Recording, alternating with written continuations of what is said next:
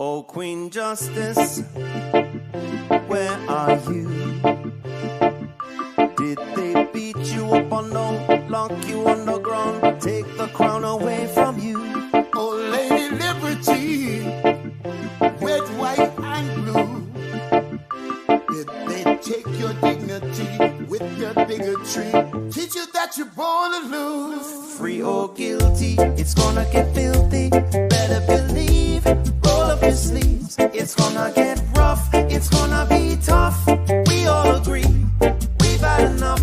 We've had enough of all the rules you break. We've had enough of all the money you make. We've had enough. No more life at stake. We've had enough. This is a proclamation. It's been 400 years and we're 400 late. Together we stand from state to state. Going back in time won't make America great. We need justice now, people won't wait. Action, no more distraction. Every step we take, we gain traction. If it can happen to one, it can happen to all. United we stand, divided we fall. Free or guilty, it's gonna get filthy. Better believe, roll up your sleeves. It's gonna get rough, it's gonna be tough. We all agree, we've had enough. We've had enough of all the rules you were breaking. We've had enough of all the money you were making. We've had enough. No more life gets taken. We've had enough. This is a proclamation. Free or guilty, it's gonna get filthy. You better believe, just roll up your sleeves. It's gonna get rough, it's gonna be tough. We all agree, we've had enough. We've had enough of all the rules you're breaking. We've had enough. All the money you're making. We've had enough. No more life gets taken. We've had enough. This is the proclamation. We've had enough.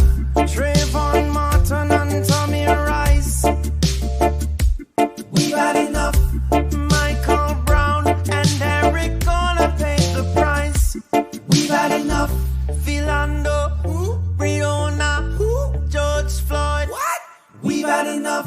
So many gone. How can we fill the void? How can we feel? We've had enough. Void? John Crawford, I know you've heard. We've had enough. Sandra Bland, come on and take a stand. We've had enough. Sean Bell, what the hell? We've had enough.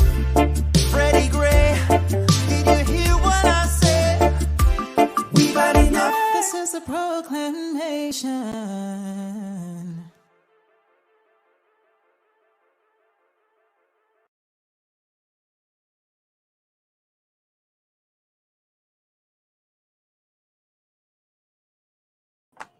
I'm Al McFarlane. Welcome to Conversations with Al McFarlane. Glad to be here and glad to have you along. Thank you for joining us here on our daily broadcast, daily podcast, webcast, reaching you on YouTube. If you're seeing I this can't on understand you, Al. like it, subscribe it. Tyrone, I hear you. Tyrone is here and I see you. This is our daily broadcast, and we want to talk today about the recent spate of violence in the city of St. Paul. But before I begin with that and introduce my guest, Tyrone Terrell, I want to thank those of you who support Insight News and who support this program, the Daily Conversations with Al McFarlane. And thanks especially to our colleagues at National Newspaper Publishers Association. We're now sharing these programs every day with Black America through our trade association at Black Press USA NNPA. So we want to have a way to connect our communities around the country, especially our newspaper colleague communities, on critical issues of the day, how we're addressing them market by market in our newspapers, on our social media. Today, I have my friend and colleague, Tyrone Terrell, who is the leader of the St. Paul Leadership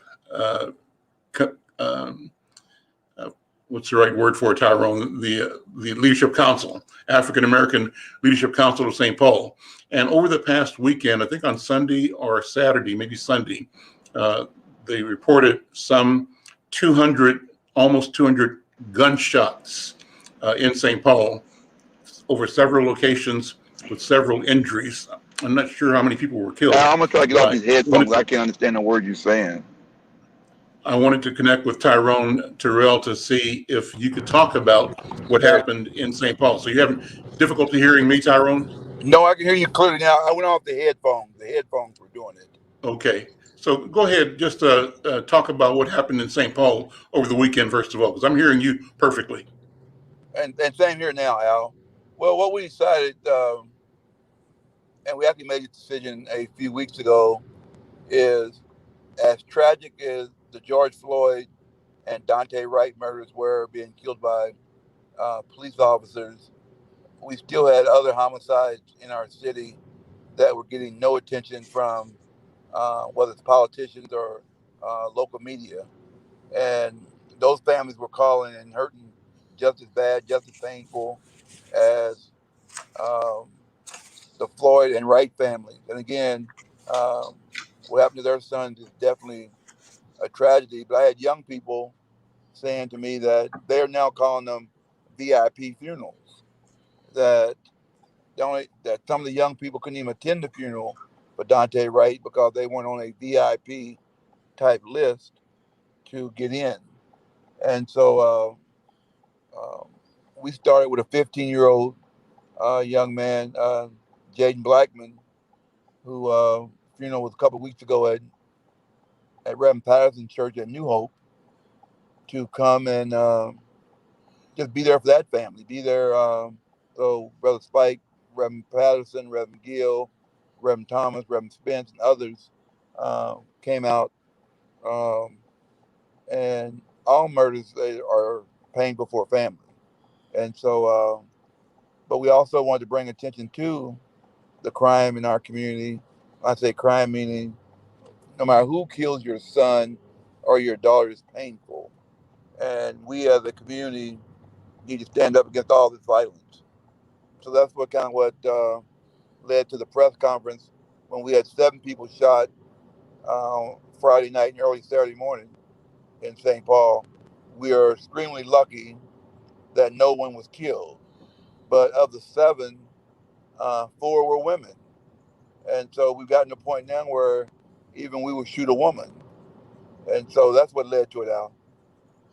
Let's go into the details of the incident that happened Friday night and Saturday morning. What details can you give us about the individuals that were involved, what the community is saying was behind these shootings, and the general sense in the community about the presence of guns, if that's an issue, or the lack of what's the right word for it, either self-respect in our community that leads to this catastrophic situation? Well, right now, all 3 incidents are being looked at are being totally separate, no connection. One was a party situation that went bad. Um, the other was a beef between 2 young people. I mean, 4 young people. Um, and then the third was another incident. So as of right now, we don't believe they're connected um, at all. But that could change as the investigations continue. But I guess I've always been one to believe that guns don't kill people, people kill people. And you can set a gun on a shelf, the gun won't do anything unless somebody picks it up. And so we have to change the mentality of our young people and other people in the community. In my boys group at Humboldt, we have a rule called the 60-second rule that before you do anything, think about it for 60 seconds and make that decision, because a 60-second decision can change your life forever. And so that's kind of the mindset that we think people need to, or I believe people need to get to, so that, excuse me, that we don't just pick up a gun. And so right now, you said three separate incidents Friday, seven people injured, and thankfully no one killed. Um, but a lot of alarm in the community. I watched the press coverage, and you did have the mayor of St. Paul, and you did have the esteemed group of elders, church leaders in St. Paul, and community leaders. And so, when you have this talk among yourselves, what is the nature of the conversation? What are the points of view? Where is everybody in agreement, and where do people disagree on what the problem is and how we deal with it? Al, we're in total agreement in St. Paul in that we need to help those young individuals that we can help to get out of this life. You've heard me say before, no individual is born with a pistol in their hand. No individual, no individual um, wants to shoot somebody, kill somebody. But what I tell people all the time, you can't look at it through our lens, Al. A lot of these young people um, have grown up in a culture and environment that they believe that what they're doing is right. They don't value their own lives. They don't value they don't value the life of anybody else. So to shoot somebody is second nature to them. They don't care. And so, but no, we're in total agreement to help those individuals that we can help get out of the gang life, out of the violence life, whatever you want to call it. But we also want those individuals that won't stop to have law enforcement remove them from our streets. Mhm. Innocent people had gunshots go through their bedrooms this past weekend. So we're Mhm. lucky that family members, young people had nothing to do, elderly people who had nothing to do with any of these shootings had bullets go through their home. And that's the scary part. So we're extremely lucky that no one was killed. But between the African American Leadership Council, St. Paul Black Minister Alliance, we're in total agreement. And the mayor sent a strong message as well as he joined us on Sunday that this violence has to stop and that we're going to do everything we can to make it stop. And the police chief, Todd Extel, was there as well. Yes, Chief Axtell, who's been a great partner with our organization for many years, dating all the way back to Chief Finney Hmm. when he was chief. Todd was a young officer in his executive staff then, so he has a real understanding of the community and has been our partner for a number of years.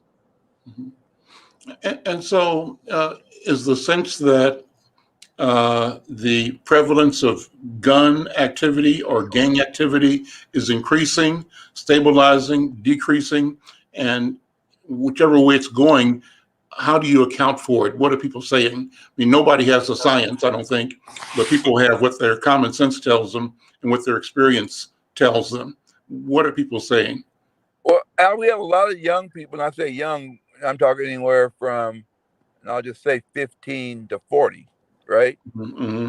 Um, that are involved in this. I mean, we shouldn't have a 15-year-old boy being killed.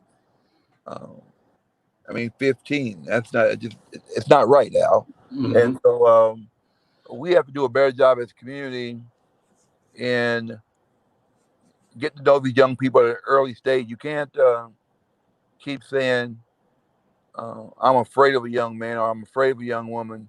You have to first establish a relationship with them.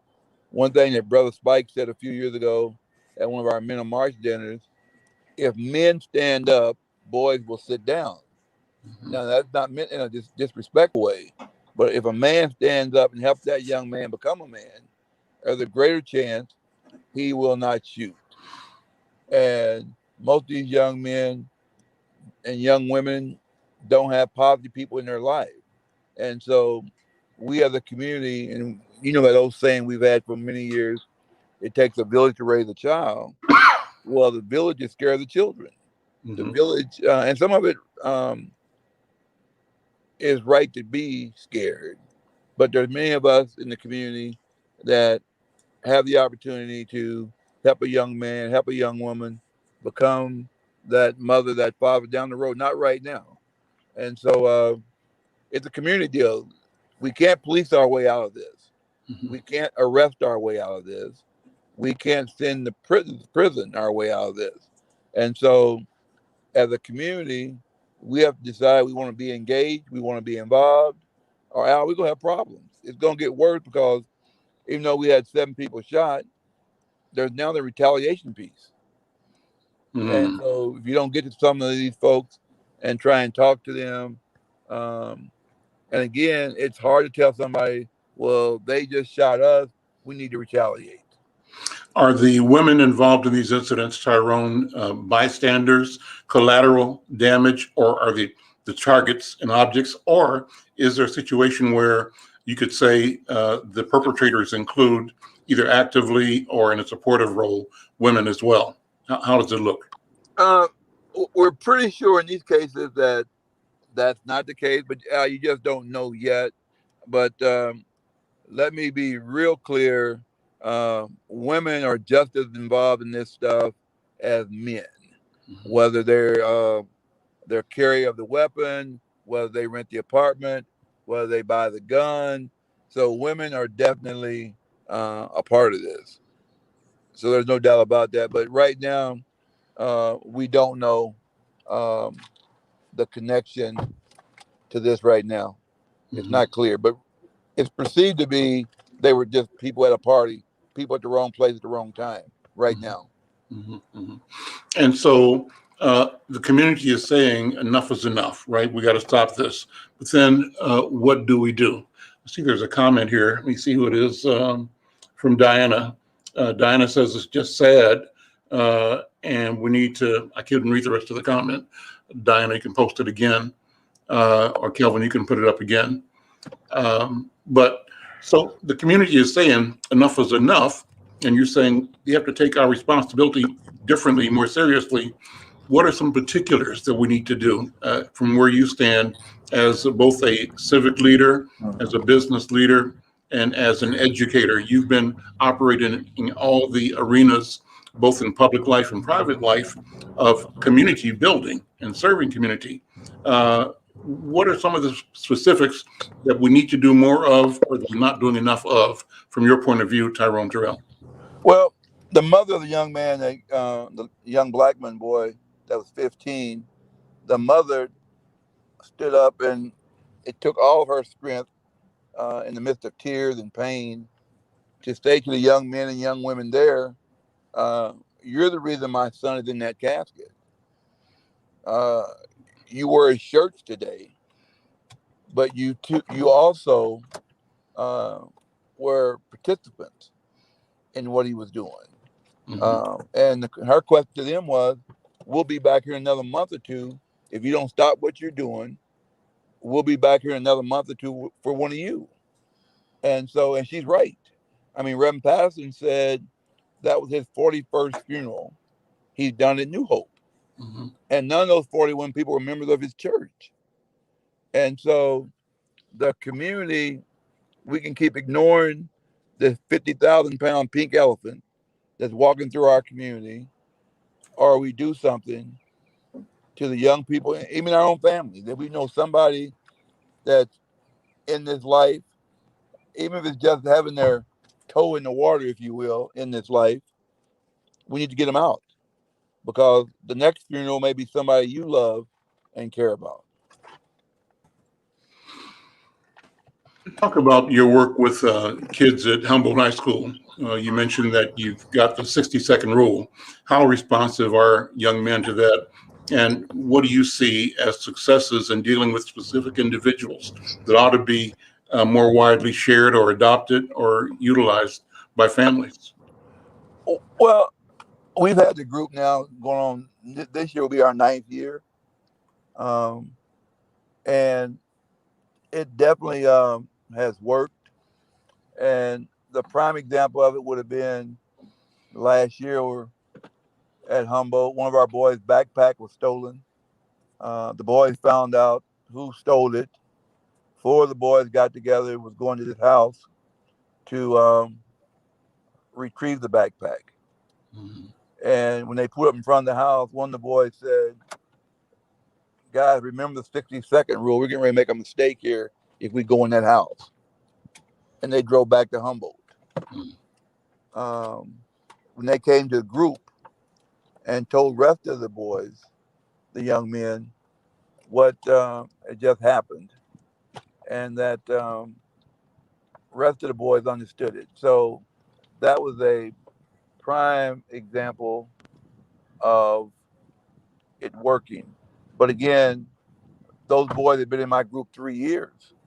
Um, and so there was an investment not only by myself, but at that time, and still Deputy Chief Paul Iovino, former St. Paul Chief Tom Smith, and then my son Philip Terrell is part of the group. So a lot of the boys resonate to him, Al, because he's closer in age, and he talked about his upbringing, and he could have been one of them if he didn't have parents and community folks around them.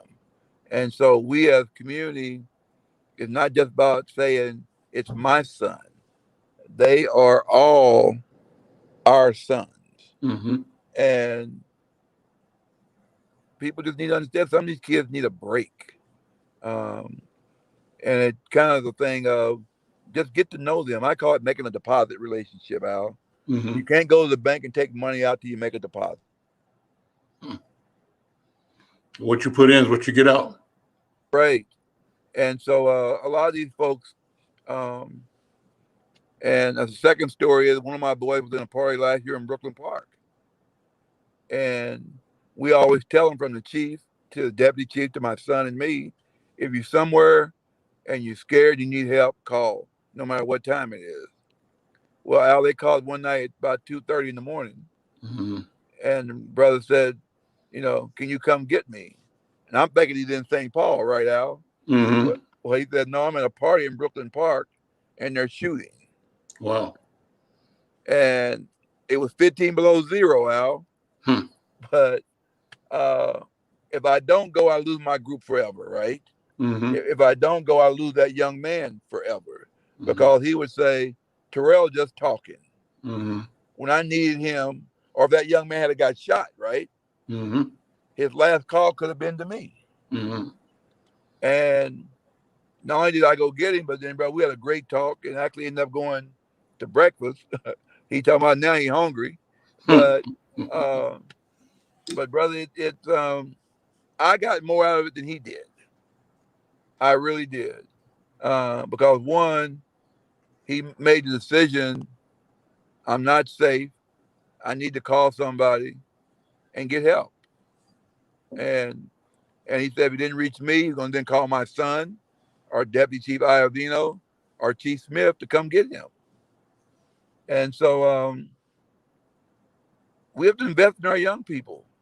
Again, we've got second and third graders, fourth graders, just as violent right now, Al.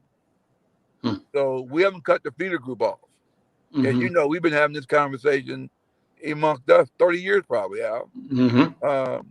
From your old conversation at Lucille's Kitchen. Right. So all this is not brand new.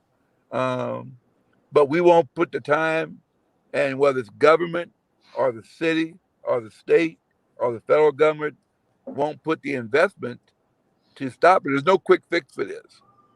Everybody wants to try to fix it overnight with some grant. No, it won't happen. We can save some that way. But the long-term solution is the Black community has to take responsibility for this. Help that single mama be a mother. A 15, 16, 17-year-old is not a mother. She got a baby. Right. But she's not a mother. A 15, 16, 17-year-old young man is not a father. He got a baby. And so we have to help. And brother, teenage pregnancy is nothing new in America for Black people. I had a young girl, Humboldt, tell me from our girls group, well, you don't understand. I said, well, my sister was pregnant at 16. And I remember my mother telling her when my sister said to her, because she had a full ride scholarship, as you know, out to Northeast Missouri State in Kirksville, which is now Truman University. And my mama told her, oh, you're going to still go to college. but I'm gonna keep the baby for 4 years. But we're gonna sign a contract. I've already looked it up. I know what day you graduate from college. You need to have a job and an apartment and come get your baby. And my sister went on to be a vice president of an insurance company. Hmm. But and my nephew, for many years, thought my mama was his mother because for 4 years, he heard us calling her mama, so he Right. So he called her did. mama. Hmm. Right. And so we have to step up as a community. These young women are having babies or having other issues. We have to address it as a community family.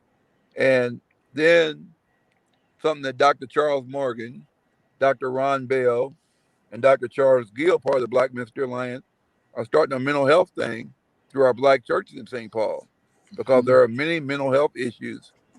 For example, the shooting this weekend, what about the people who had bullets go through their house? Yep. Those folks are now traumatized. Any Yep. noise could make them jump. Hmm. Some people say they can't go back to their house. They won't go back to their house, And with good reason. and for good reason. Yeah. And so there are many mental health crises in our community that we cannot ignore, that we need to take a close look at and address. But the most important thing is we as black people must continue to love ourselves, not hate ourselves, despite what's going on. And again, in both our cities, probably St. Paul and Minneapolis, you may have 250 to 300 people involved in this stuff, Hmm. but we got more coming. Yeah. So if you don't cut the feeder group off of the young man or the young woman, then we'll have more coming. I used to do a lot of domestic violence work out years ago, and we'd always have group with 24 and 25-year-old boys, right? Hmm. And then I wanted to start a group, and we were going to start a group at Harvest Prep for eighth grade, I mean 8-year olds, 9-year olds, because I believe the earlier you can have that conversation, trying to tell a 25-year-old not to do something is impossible. Hmm. But if you start 8, 9, 10-year olds, who, and I had a little boy tell me in the group one time, my daddy said the first one is free. You pay for the second one if you hit Hmm. them, whether you boy or girl. Hmm. Well, we can't have that. So it's kind of the same thing with violence. Most of these young people are not born with a pistol, but they have no culture, no religion, no spirituality, no morals, no respect. So what do you think you're gonna get? And it boils down to no training, because all of that is the product of training and is a consequence of training. Did I And if we lose you, fail Al? to train, we are training how to fail, right? Yes. Let me change gears a little bit, Tyrone, and ask you to reflect on the Million Man March. You were one of the leaders and organizers of the Minnesota delegation to the Million Man March in Washington, D.C., called by the Honorable Minister Louis Farrakhan. And you also convened that organizing committee as a community organization here through now. That Mm-hmm. group has been meeting every week for what, 30 years now? Going on 27 this year, Al. Be the 27th 27 year. years. Yes. So talk about that. Talk about both the expectation and vision that led you and us to organize to make the journey, number one. Talk about the feeling of the moment, what we said and heard as we stood there uh, uh, in the in Washington the day of the march, and what people brought back with them. And I guess I want you to put in context.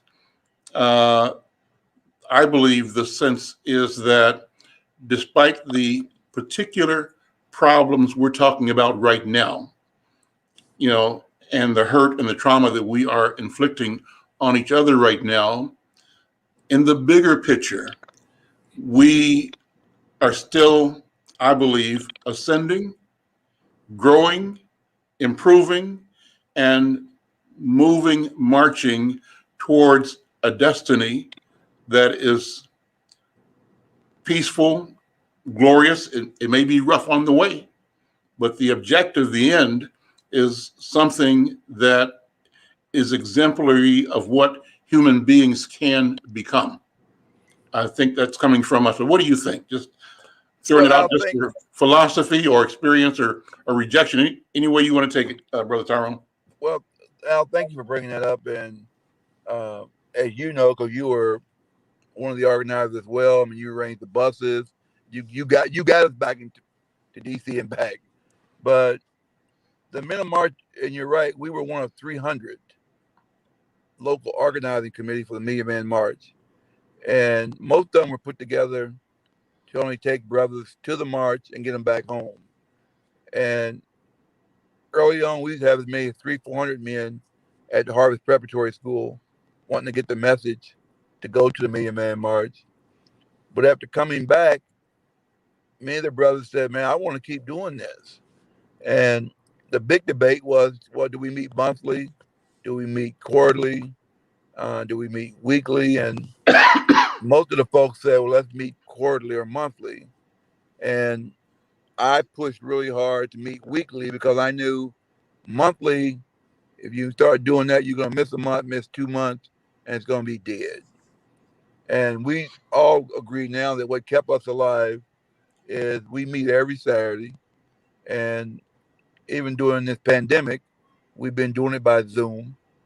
And the great thing about it, Al, is that, and it's a sad story, but a good story at the same time. One of our original brothers, Brother Garrett Johnson, passed away this week.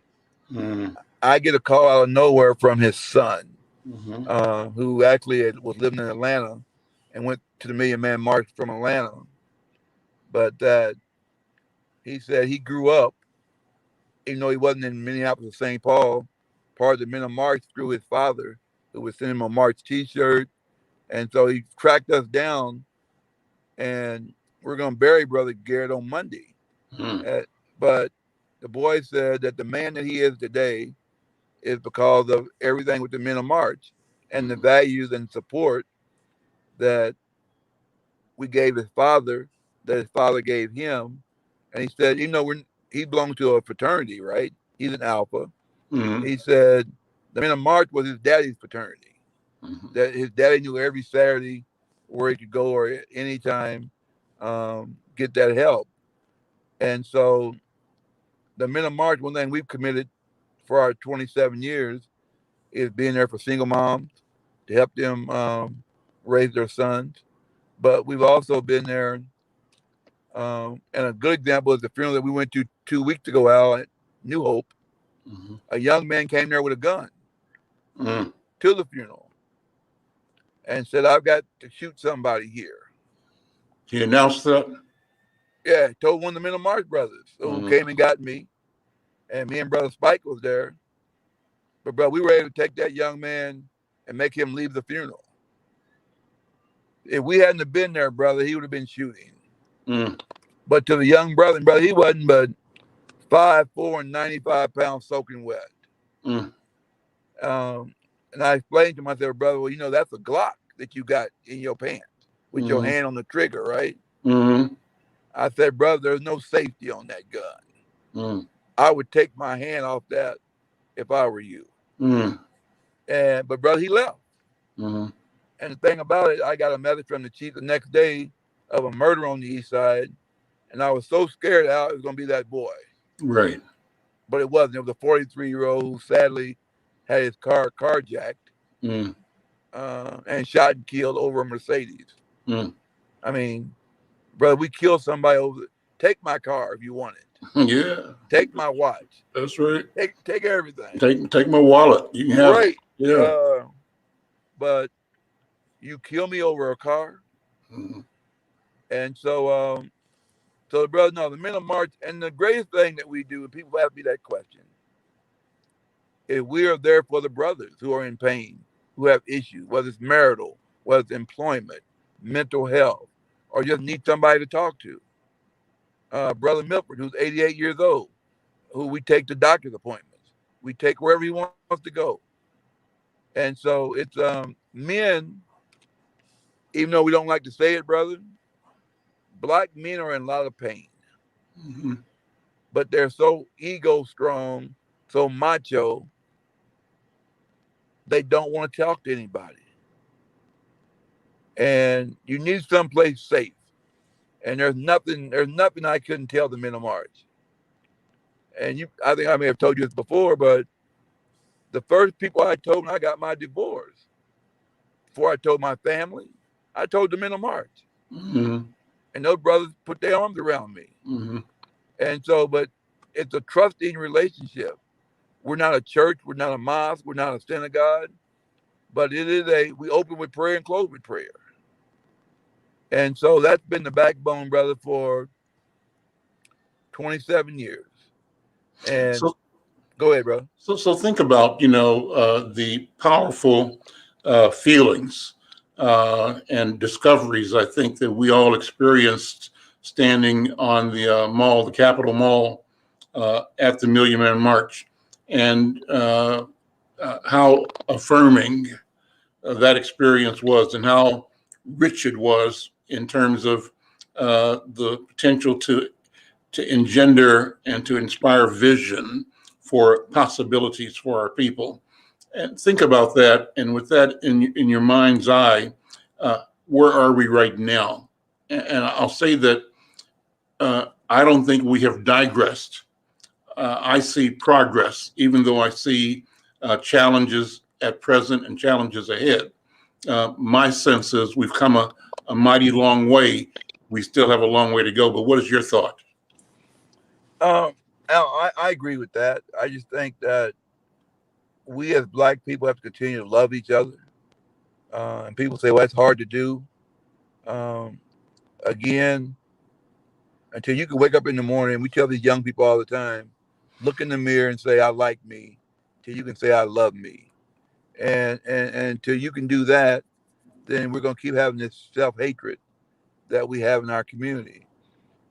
We've definitely, we probably had more progress as a black people than our 400 years in this country, Mm-hmm. um, economically, socially, but culturally, we've lost. And one thing I say all the time is that, and people think it's a racist statement, but it's not, that integration killed our community. Mm-hmm.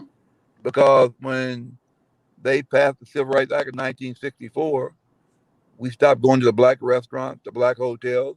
We Mm-hmm. don't use the black newspapers. Um, so we lose everything that's black because we fought to be at the lunch counters. We fought to have those water fountains say, it only. But in that struggle, the economic impact of integration has hurt our community. And so we have to take back the education of our children. One thing Mr. Farrakhan taught us years ago in my years in the Nation of Islam is every day your children come home from school, you should debrief them on what they got told. Because Mm-hmm. if you don't, you will get a European education. And brother, we're closer to being European than we are African. Mm-hmm. And that's a fact. People hate it. And that includes people as black as me and Spike and you and others. I mean, that's the Mm-hmm. reality of Mm-hmm. this American culture. And I tell my Somali and Hmong brothers and sisters, um, they are the weakest people to come to this country. In over 50 years, they're going to be broke. They're losing their culture, their religion, everything now. They're coming more westernized right now. And it took them over 450 years to break us. Mm-hmm. Bro, we were strong people. We were strong. But if you do the math, the breakdown started in 1964. And I also say that the Brown versus the Board of Education from Topeka, Kansas case in 1954 was the first crippling device for us Mm-hmm. because we said, well, now we can go to the white schools. But they only took the students out. They didn't take the principals.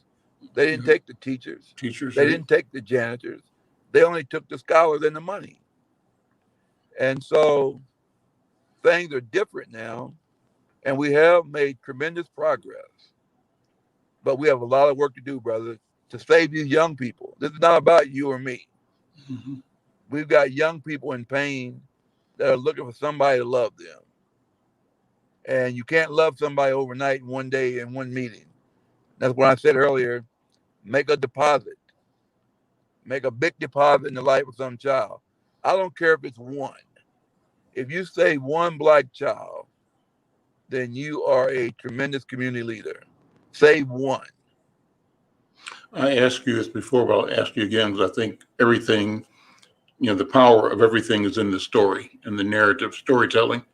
And I always ask my guests to tell their personal story, and in a way that allows you the opportunity to reflect on and honor your parents and your grandparents, the lineage, the line of people whose shoulders you stand on, and that give you the wisdom and knowledge to be the best platform for your son and daughter, and the ones that are following you, the community that you serve as a father to as well. But tell the Tyrone Terrell family story, Tyrone.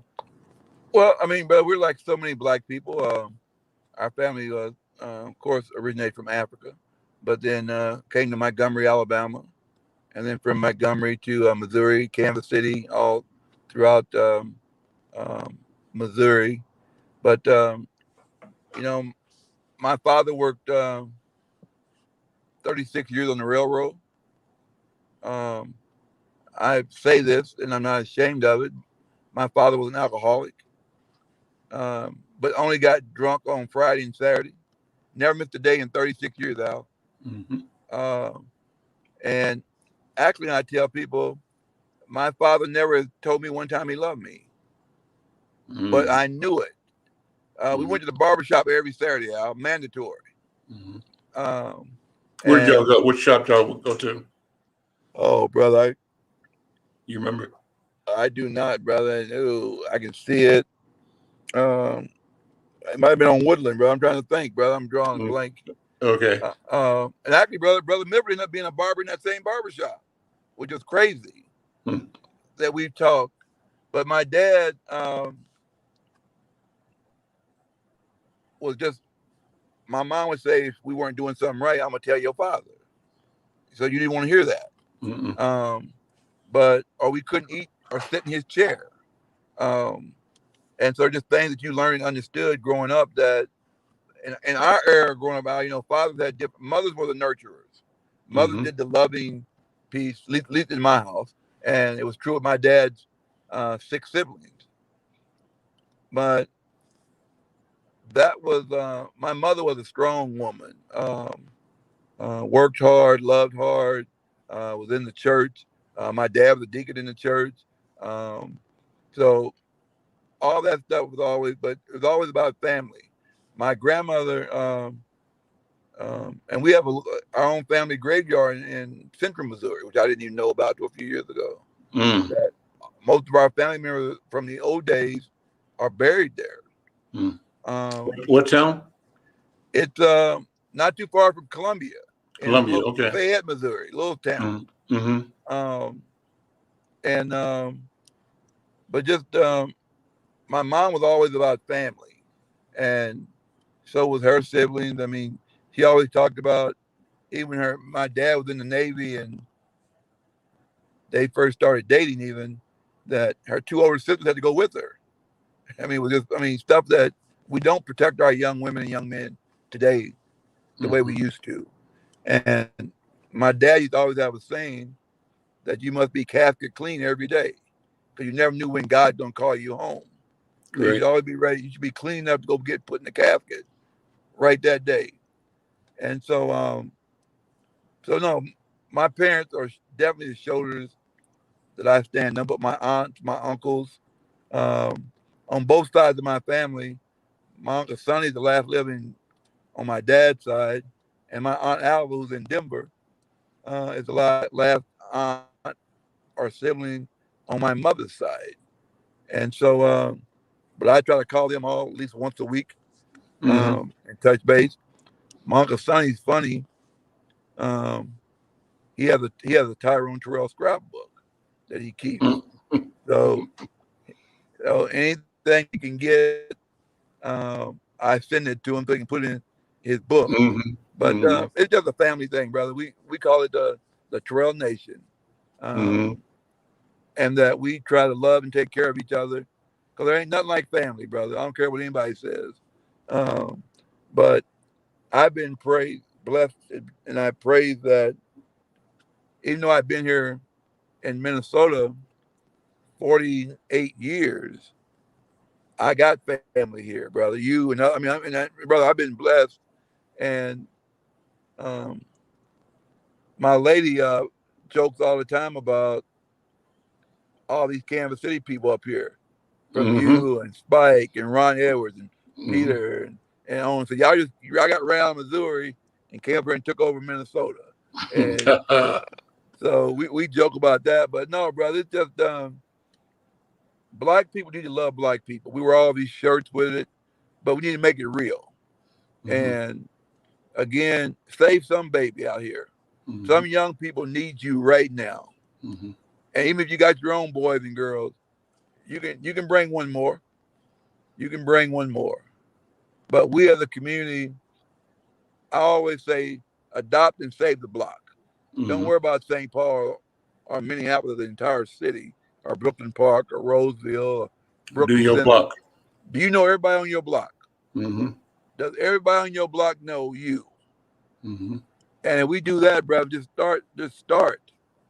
Have everybody bring out their own cooler. Just bring their lawn chair and let's just sit in somebody's driveway and get to know each other. Hmm. But we gotta get back just to some um, put down those cell phones, put down that cable TV, and get to know each other again. Tyrone, as I'm listening to you, I'm thinking about your son and your daughter, and thinking about you and your mom and your whole family, and how strong and powerful and wonderful you all have done in raising exemplary leaders in the community. And that's kind of part of what I was talking about when I said, think about the Million Man March, put that in the back of your mind, and address where we are today, because where we are today is the world that your son and daughter are creating as we speak. And what I see in them is young people who have both the talent, the vision, the drive, and who have the authority to create a world in their image, one that reflects them and their divinity, their centrality to creation itself. And if all of us and more of us continue to discover the ability to see that in each other, in our children, that I believe is the pathway to the sovereignty that we seek, to the beautiful society. What's the right word? Dr. King's word. I can't remember the phrasing he used, but it's where we're going, and that's a place of fulfillment, richness, and compassion. What do you think? Yeah, Al. I mean, I'm extremely proud of my children. They, but I give their mother, Suzanne, who, as you know, is back here now, the head of Phil's Wheatley Community Center. But um, Suzanne and I both invested in our kids. I mean, we thought it was very important to not only love them, but they were loved by community. Hmm. Uh, Whitney, who is now 35, Al, still talks about Brother Avent, who was her favorite teacher at Harvest Prep. Hmm. That she still talks about the love she got from that brother um, in the classroom at Hmm. Harvest Prep. Hmm. Carried her through high school and college. And she said she's looking for this day, even that kind of teacher for her children. And so my kids were blessed to be loved by community, to be loved by family.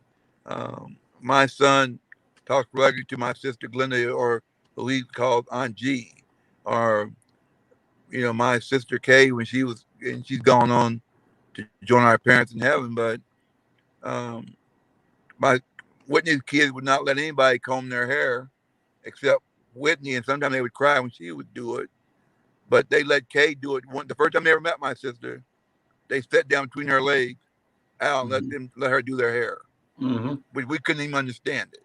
Mm-hmm. Um, but so we've been blessed, brother. I mean, my kids are doing their own thing. Philip's doing extremely well with as a young Microsoft executive. Whitney's doing her own thing as a state of Minnesota Department of Human Service employee. She actually followed in her mother-in-law, her grandmother Lou Fuller's Mm-hmm. um, steps because she worked in the Minnesota Department of Health, Minority Health Department Mm-hmm. for a couple years. So she's She followed in her created grand. it. I think Lou created it. Lou created it. That's right. Mm-hmm. Mm-hmm. And so Whitney even gives out the Lou Fuller Health Award even. Mm-hmm. And so on both sides of the family, um, they learned a lot from the Riverview, from their grandfather Jim Fuller, you know, Mm-hmm. in terms of cleaning the parking lot and getting paid $50 to clean it. Mm-hmm. But for him, it wasn't about the money. He was wanting them to take interest in the Riverview. They said someday you will run the Riverview, Right. and so he was making them take ownership of that. And so it just so my kids have been blessed, and what I appreciate most about both of them, Philip gives back in so many ways. Was Men of March, or he does a thing with Man Code with the Black Employees Group, getting young boys to understand technology. He just Mm-hmm. done over 100 some boys through Phil's Wheatley with his mother to educate them on man coding. And so, and then Whitney's doing a great job as part of the African American Leadership Council. He's also part of the American Indian Movement and National Coalition Against Racism in Sports and Media, fighting racism against indigenous people, but all people in sports and media. And so, no, bro, they both have gotten, they have a part of me and they have a major part of Suzanne in them, but also Mm-hmm. a tremendous part of our community. Brother Tyrone, thank you for spending this hour with me, man. It's been a good conversation. I always enjoy the time we spend together, just reminiscing, talking, sharing. And it's something that we need to keep doing more of. As Well, just one thing I want to say, Alfred, and thank you always for the opportunity because I love anytime I can be on, I love it. But um, people asked me during the trial, well, I hadn't said anything. I said, well, I'm not going to say anything unless Al calls me because there were 5,000 journalists in town or more covering the Chauvin trial, murder trial. mm-hmm. And, brother, I had probably 200 requests from media, from CNN, MSNBC, you name it. And, brother, I turned them all down Mm-hmm. because I said, unless we're going to talk about all the killings in St. Paul and Minneapolis, Mm-hmm. because all y'all going to do is come here, hijack this story, and leave. Insight going to be here every week. Mm-hmm. The spokesman going to be here every week. KMOJ every week. So I'm not playing the popularity thing. And don't make me wrong, it got talked about enough. Didn't need Tyrone to talk about it because, as you know, brother, every station in the world was here. Mm-hmm. Mm-hmm. It was a worldly event. Mm-hmm. So, brother, anytime I'm honored and privileged, anytime to be on Insight, I'm here, brother. I love it. Brother, thank you, and we'll just talk to you later. And I want to come back and talk to the Alliance colleagues in St. Paul, Reverend Ronnie Patterson and Reverend Gill, I think. Yep, Reverend Gill and then Dr. Thomas, Reverend Thomas, is the president of that group. Yeah. And I do want to say something real quick Yeah. um, to our black community. Don't forget about our black students at our local colleges, at our private schools. We just spent yesterday an hour and a half, 2 hours at Cretin Durham Hall with those young black students who walked out proudly in protest of the Chauvin trial and the murder of George Floyd. Mm-hmm. And they took some heat. So yesterday, Reverend Thomas, Reverend Gill, and myself went and sat with those young people for a couple hours to let them know they're not by themselves, Mm-hmm. that they got support, total community support.